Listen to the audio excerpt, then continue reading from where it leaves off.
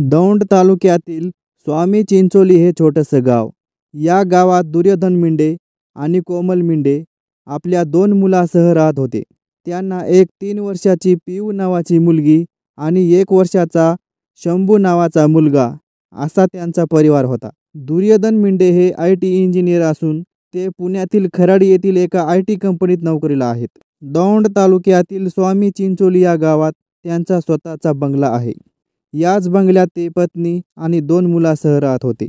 दुर्योधन मिंडे यांनी घरूनच work from home घेतलं होतं, म्हणजेच घरूनच IT कंपनीचं जॉब करत होते.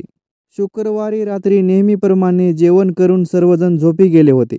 शनिवारी पहाटे पत्नीने आपल्या दोन्ही मुलांची गळा दाबून हत्या केली आणि त्यानंतर तिने धारदार हत्याराने झोपलेल्या पतीवर हल्ला केला. या हल्ल्यात पती दुर्योधन गंभीर जखमी झाले.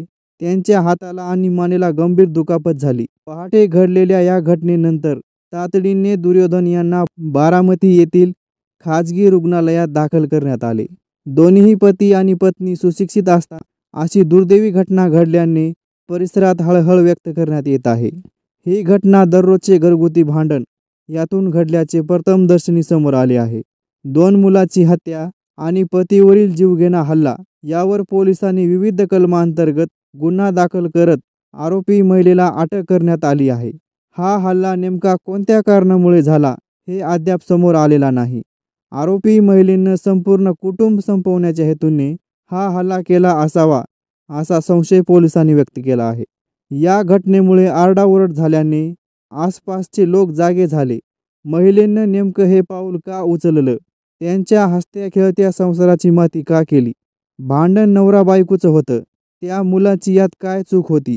त्यांनी हे जग पाहण्याआधीच सोन्यासारख्या मुलांचा शेवट झाल्याने सगळीकडे हळहळ व्यक्त होत आहे. या महिलेनं हे टोकाचं पाऊल का उचललं असेल? तुमची मतं कमेंट करून सांगा आणि देश विदेश घडामोडी या चॅनलला जरूर सबस्क्राईब करा.